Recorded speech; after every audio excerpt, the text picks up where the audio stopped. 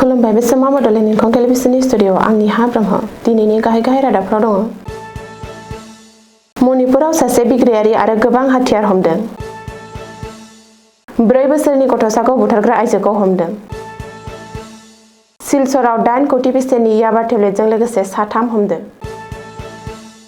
फिफा बुहुमनां कापनि थाखाय गुवाहाटीनि रेस्टुरेन्टफोरखौ फुंनि 3:30 रिंगासिम खुलिनो गनायथि होबाय। अखिल गगैखौ सानसेनि थाखाय आसाम बिधान सभानि सदननिफ्राय एरख'दों। आसामाव दैबानाजों जिउ गोमानाय सुबुंनि बिबाङा 4 जाबाय।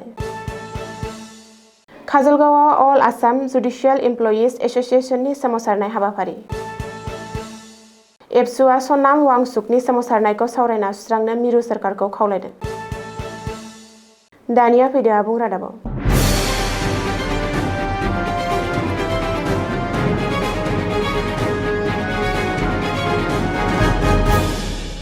मणिपुरनि गुबुन गुबुन ओनसोलाव रैखाथि हान्जाया अपारेशन खालामना गोबां बिबांनि हाथियार आरो बारुद बोखांनो हानायजों लोगोसे होबथाजानाय प्रिप्रकनि सासे मावथि केडारखौ हमनो हादों। लोगोसेनो अपारेशननि समाव 3 कोटी रांनि 50 किल'ग्रामसो आफिंबो जब्द खालामनो हायो।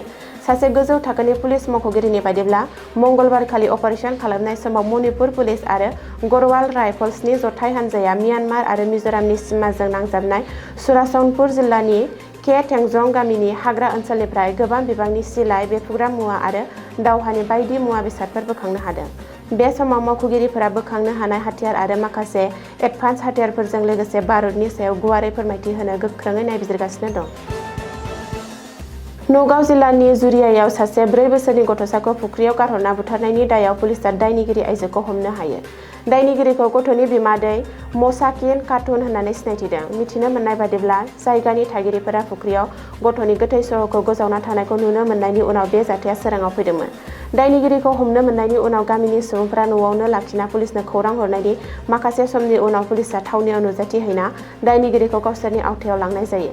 बेनि उनाव नायबिजिरनायनि थांखियै पुलिसआ दायनिगिरिनाव जाथायजों लोब्बा थानाय सोंथि खालामो।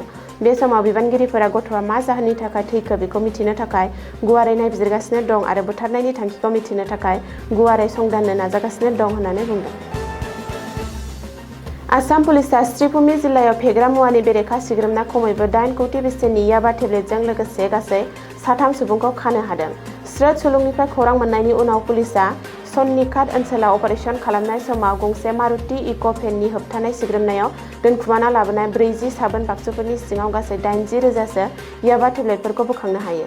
हमजानाय 3 दायनिगिरिफोरा जाबाय फारियै दलग्रामनि इनामुल हुसैन, दालुगांनि सामिम उद्दिन आरो आल्ताफ हुसैन। बे अपारेशनखौ डीएसपी मानस प्रतिम चौधुरी आरो रामकृष्णनगरनि एसडीपीआ अंशुल शर्माया दैदेनदोंमोन। गुदि नायबिजिरनायनिफ्राय मिथिनो मोननाय बादिब्ला हमजानाय समाव दायनिगिरिफोरा फेग्रा मुवाफोरखौ लाना मिज'रामनिफ्राय आसाम फारसे दावबायबोगासिनो दंमोन।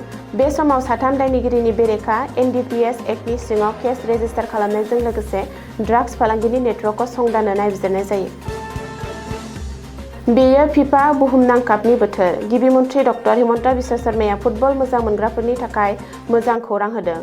15, 16, 19 आरो 20 जुलाइ खालि गुवाहाटी नोगोरमानि गासैबो रेस्टुरेन्टफोरखौ फुंनि 3:30 रिंगासिम खुला लाखिनो गनायथि होनाय जादों। फिफा वर्ल्ड कापनि सेमि-फाइनेल आरो फाइनेल मेचफोरखौ जेबो जेंना गैयाजासे नायनो आरो रंजानो हानाय बायदियै बे राहाखौ खालामदों गिबि मन्थ्रिया।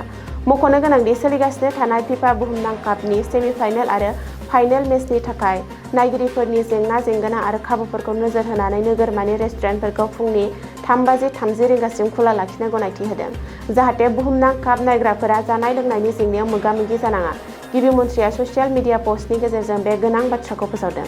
गुवाहाटी नोगोरमानि अनगायै बबेबा जिल्लानि रेस्टुरेन्ट बिगोमा गौथुमा खावलायोब्ला आरो जायगानि सुबुंफोरा लुबैयोब्ला बै जिल्लानि जिल्ला खुंथायनो बे रोखोमसे गनायथि होनायनि मोन्थाइ होनाय जादों। रायजो दलनि आफादगिरि आरो शिबसागरनि एमएलए अखिल गगैखौ सानसेनि थाखाय आसाम बिधान सभानि सदननिफ्राय होखारनाय जादों। बिधान सभानि बुंथिगिरि रन्जित कुमार दासआ मार्शेल लागायनानै अखिल गगैखौ सानसेनि थाखाय सदननिफ्राय बाहेर खालामदों। गिबि मन्थ्रि डक्टर हिमन्त बिश्व शर्मानि बिबुंथिनि समाव गले-गले हेंथा खालामनायनि थाखाय अखिल गगैखौ सदननिफ्राय एरख'नाय जादों।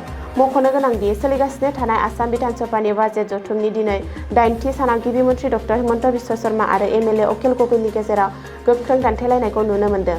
जाउनाव अखिल गगैया साजायारि महरै सदननिफ्राय एरख'जायो। गिबि मन्थ्रिया बाजेटनि सायाव जोबथा बिबुंथि लाखिनाय समाव रावबो एमएलएआ हेंथा होनो मोना होनना बुंथिगिरिया सांग्रांथि होनाय आरो होबथानायनि उनावबो अखिल गगैया गले-गले बाथ्रा बुंहरना गिबि मन्थ्रिखौ बेरेखा खालामनायाव बे दान्थे-बिदान्थेया जादोंमोन। उननि समाव थासारिया दुंहावसिन जायो आरो अखिल गगैया सदननिफ्राय बाहेर जानांगौ जायो। आसामाव दिनैबो गोब्राब दैबानानि थासारि। आसामाव देग्लायनि दैबानायाव गासै 7 सुबुंनि जिउ गोमाबाय। बे खारिथिखौ होदों Assam state disaster management authority सुंद'यै ASDMA। ASDMAनि रिपर्ट बायदिब्ला आसामाव दिनैबो 37,000नि बांसिन सुबुंफ्रा दैबानानि अलखद थासारिजों मोगा-मोगि जानांगासिनो। देग्लायनि दैबानायाव दासिम 7 सुबुंनि जिउ गोमाबाय। दैबानायाव सुबुंनि जिउ गोमानाय जोबथा खौराङा सनितपुर जिल्लानि सारिदुवार रेभिनिउ सार्कलनिफ्राय जादों। जिउ गोमानाय बै सुबुङा थांनाय 13 जुलाइनि हरनिफ्रायनो गोमानानै दंमोन। बबेखानि दैबाना लोमसावनाय आरो सैनांनाय ओनसोलाव रेस्किउ अपारेशन खालामनाय सोलिगासिनो दं। उननि समाव दैबानायाव जिउ गोमानायनि बिबाङा आरोबाव बांबावनो हागौ होननानै आन्दाज खालामनाय जादों।